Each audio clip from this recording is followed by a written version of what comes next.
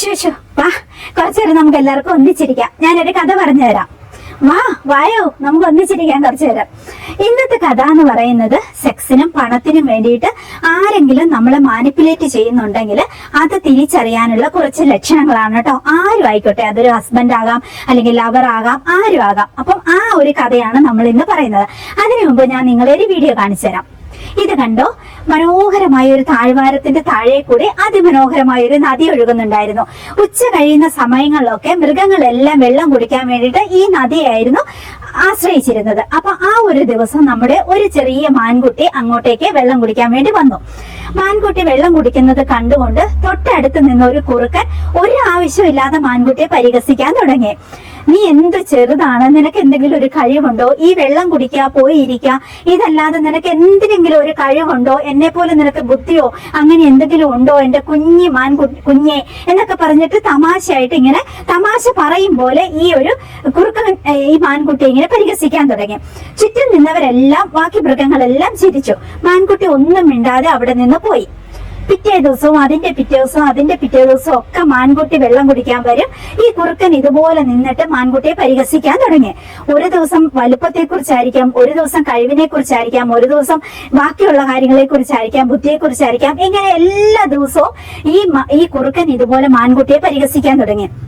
മനസ്സിന് നന്നായിട്ട് വേദന തോന്നുന്ന മാൻകുട്ടി ഇതെല്ലാം സഹിച്ച് ഒന്നും മിണ്ടാതെ ഈ ഒരു വെള്ളവും കുടിച്ചിട്ട് അവിടെ നിന്ന് പോകും. ദിവസങ്ങൾ കഴിഞ്ഞു, മാസങ്ങൾ കഴിഞ്ഞു, വർഷങ്ങൾ കഴിഞ്ഞു. മാൻകുട്ടി നല്ല കലമാനായിട്ട് വലിയ കൊമ്പൊക്കെ ആയിട്ട് അതിസുന്ദരനായിട്ട് വളർന്നു.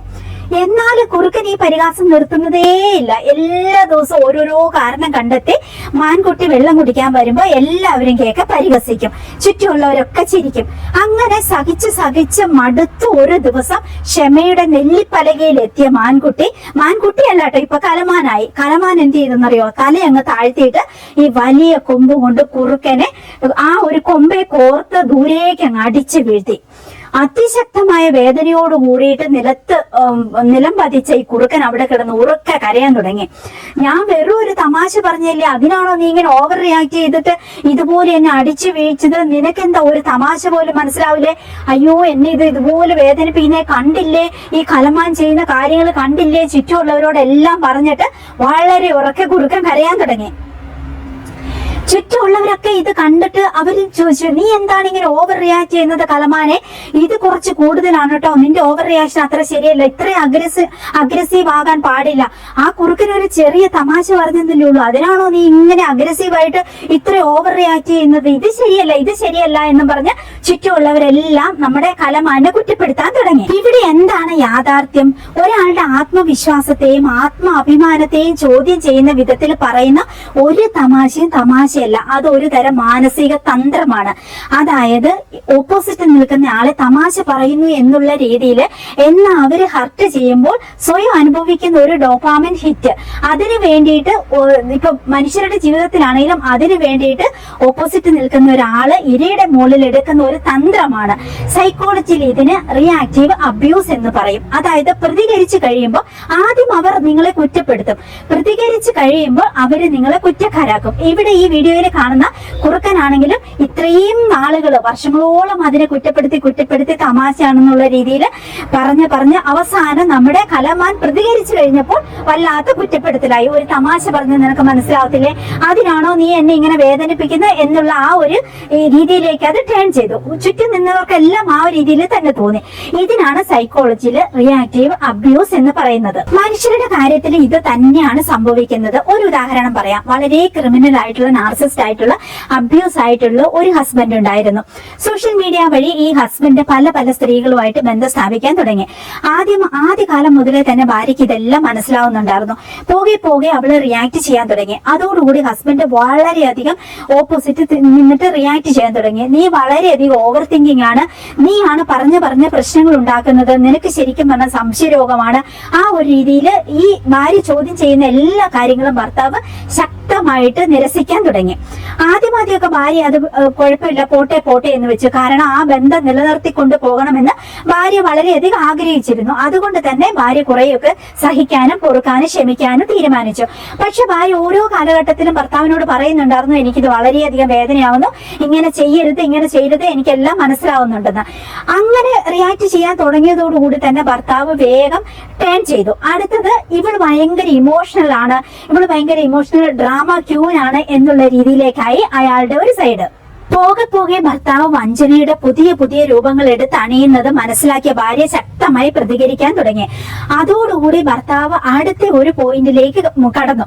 അതായത് ഇവള് ഭയങ്കര ക്രേസി തിങ്കിങ് ആണ്, ഇവൾക്ക് ഭയങ്കര സംശയരോഗമാണ്, ഇവൾക്ക് ബൈപ്പോളാർ ഡിസീസ് ആണ്, ഇവൾക്ക് നാർസിസമാണ്. ആ ഒരു രീതിയിലായി ഇങ്ങനെ റിയാക്ട് ചെയ്യുന്നത്. സൈക്കോളജിയിൽ ഇതിന് റിയാക്റ്റീവ് അബ്യൂസ് എന്ന് പറയും.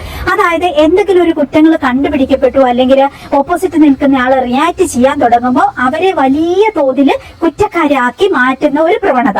ഇതിനാണ് റിയാക്റ്റീവ് അബ്യൂസ് എന്ന് പറയുന്നത്. മാനിപ്പുലേഷന്റെ വേറൊരു വെർഷൻ.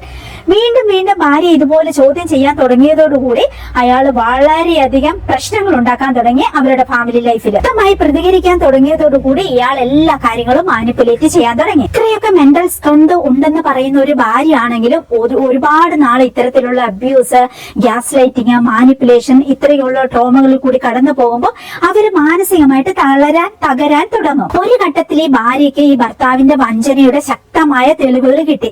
അതോടുകൂടി ഈ ഭർത്താവിനെ ഒഴിവാക്കാൻ വേണ്ടി ഭാര്യ തീരുമാനിച്ചു.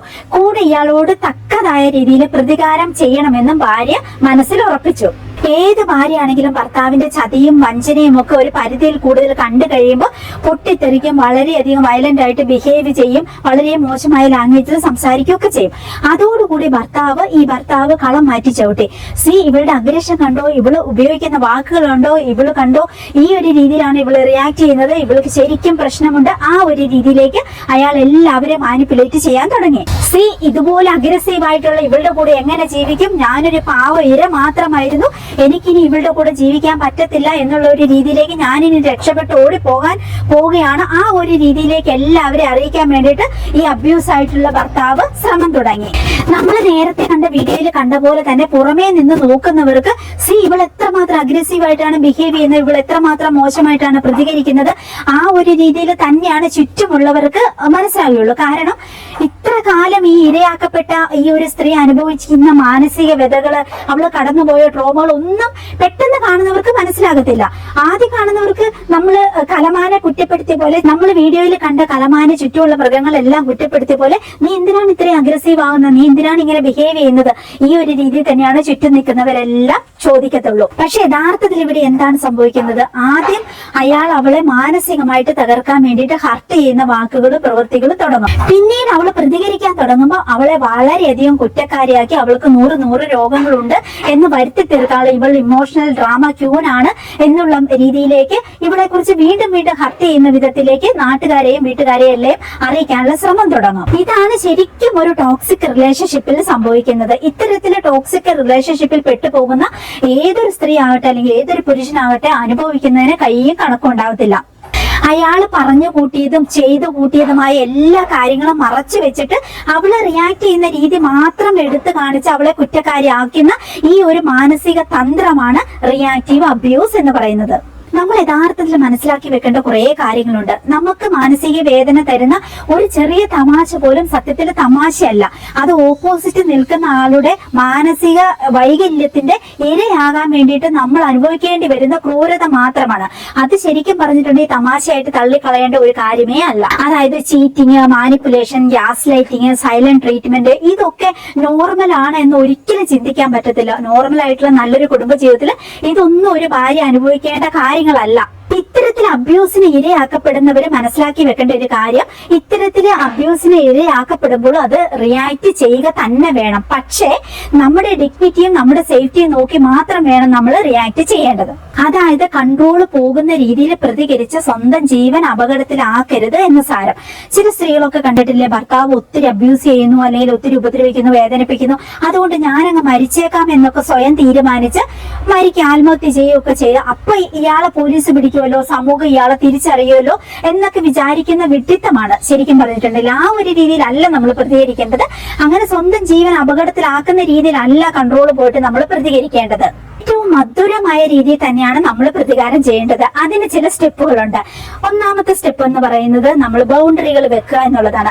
ബൗണ്ടറി വെക്കുക എന്ന് പറയുമ്പോൾ നമ്മൾ മനസ്സിലാക്കണം, ഇത്തരത്തിൽ നാർസിസ്റ്റ് ആയിട്ടുള്ള അല്ലെങ്കിൽ നമ്മൾ അബ്യൂസ് ചെയ്യുന്ന ഒരാളുടെ ഒരു തന്ത്രം എന്ന് പറയുന്നത് തമാശയിൽ കൂടി ആയിരിക്കും തുടങ്ങുന്നത്, നമ്മളെ ഹർട്ട് ചെയ്യുക, പിന്നെ പിന്നെ അതിന്റെ ലെവൽ കൂട്ടി കൊണ്ടുവരും.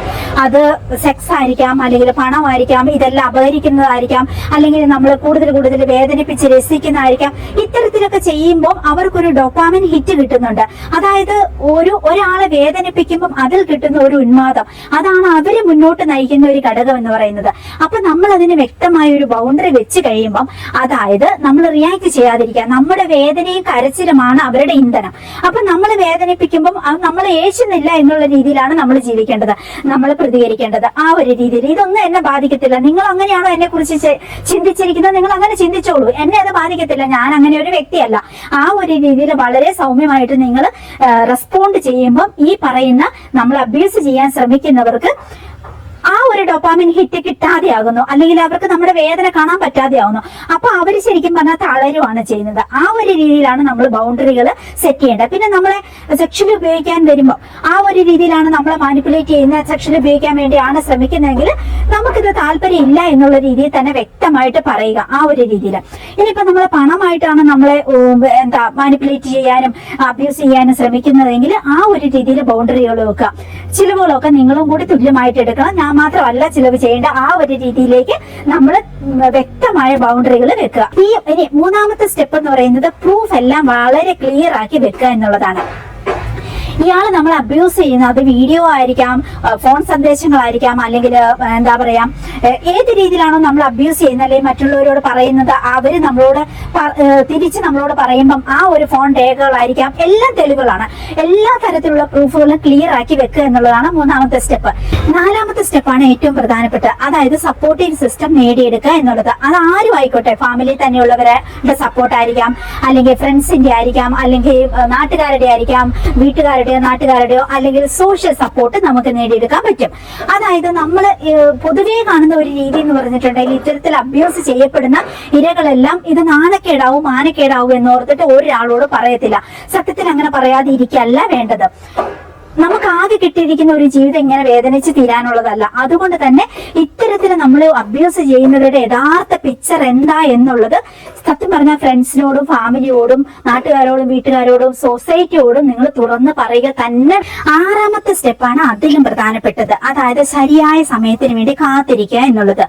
ഈ അബ്യൂസ് ചെയ്യപ്പെടുന്ന വ്യക്തി ഒരുപാട് അനുഭവിച്ചിട്ടുണ്ടാവും, പക്ഷെ എന്നാലും ക്ഷമയോടുകൂടി ബൗണ്ടറി ഒക്കെ സെറ്റ് ചെയ്യണം. പക്ഷെ ക്ഷമയോടുകൂടി നിങ്ങൾ കാത്തിരിക്കണം ശരിയായ സമയത്തിന് വേണ്ടി. അതായത് ഇത്തരത്തിൽ നാർസിസ്റ്റ് ആയിട്ടുള്ള, ക്രിമിനൽ ആയിട്ടുള്ള, നമ്മൾ അബ്യൂസ് ചെയ്യുന്ന ഒരു ഭർത്താവ് ആയിക്കോട്ടെ, ആരും ആയിക്കോട്ടെ, അത്തരത്തിലുള്ള ആള് നമ്മളെ കുറിച്ച് ചിന്തിക്കുന്നത് ഇവള് വെറും അടിമ, ഇവള് വെറും വിഡ്ഢി, ഇവൾക്കൊന്നും മനസ്സിലാകില്ല എന്നുള്ള രീതിയിൽ അയാള് സെൽഫായിട്ട് ക്രിയേറ്റ് ചെയ്തിരിക്കുന്ന വലിയൊരു ഇമേജ് ഉണ്ടായിരിക്കും. ഞാൻ ഭയങ്കര നല്ലവനാണ്, ഞാൻ ഭയങ്കര നല്ല പുള്ളിയാണ് എന്നുള്ള ഒരു ഇമേജ് ഉണ്ടായും എല്ലാവരും. ഇവർക്ക് വേണ്ടത് വാലിഡേഷൻ ആണ്.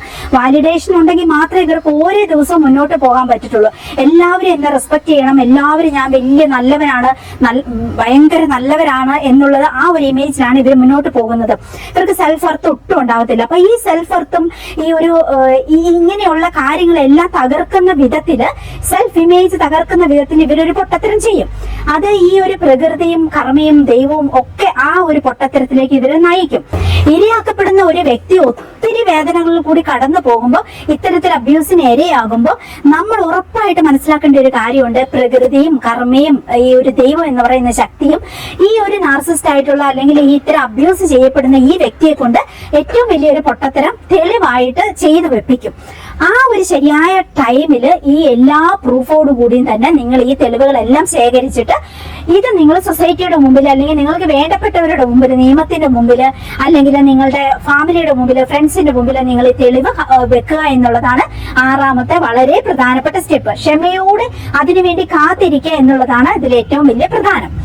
അതോടുകൂടി ഇയാൾക്ക് സെൽഫായിട്ടുണ്ടായിരുന്ന ഒരു ഇമേജ്, നല്ലവനാണെന്നുള്ള ആ ഇത്, ഇയാൾ യഥാർത്ഥത്തിൽ ആരാണ് എന്നുള്ള പിക്ചർ ഉറപ്പായിട്ട് നിങ്ങൾ ഈ സൊസൈറ്റിയുടെ മുമ്പിലും എല്ലാവരുടെ മുമ്പിലും തുറന്നു കാണിക്കണം. അല്ലാതെ നമ്മൾ ഒരിക്കലും ഇത് മറച്ചു വെക്കുമല്ലോ വേണ്ടേ. എല്ലാവരും ചിന്തിക്കുന്നത് എനിക്ക് നാണക്കേടാവുമല്ലോ, എന്നെ എല്ലാവരും ഈ രീതിയിൽ ഇനി കാണുമല്ലോ. ഒരിക്കലും നിങ്ങൾ ആ രീതിയിലല്ല കാണുക.